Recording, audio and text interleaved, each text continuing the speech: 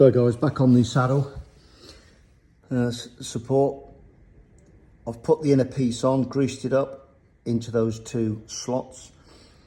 I've screwed the outer casing on, the locking ring.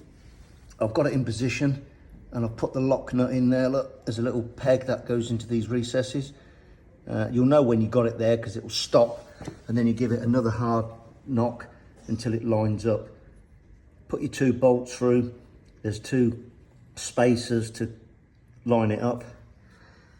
Once that's all done, you screw on this piece by hand, put two rods. There's a rod hole there, rod hole there, and a rod hole there.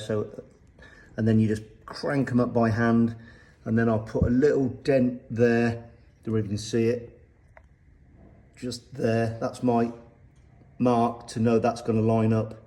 And it did it just perfect. Just screwed it in by hand and nicked it up with the nut, the ratchet. So the next thing I want to do is these plungers. These are quick release plungers. One of them goes there, you can see it's threaded.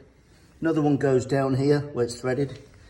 And that plunger screws into there, goes into this casing and literally comes in and out, in and out. And then when you want to take the wheel axles and stubs off, you just pull the plunger, the pin retracts, and then a bloke can slide off the axle. That's the axle just there. That bit there is the piece that goes into here. And that little stub axle is what goes, the wheel housing and assembly goes onto.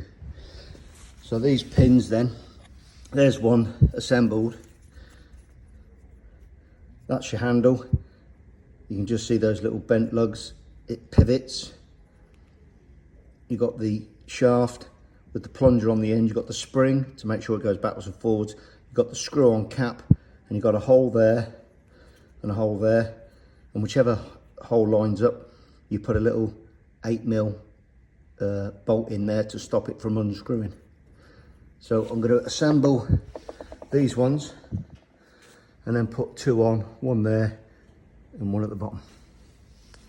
Okie dokie, let's crack on.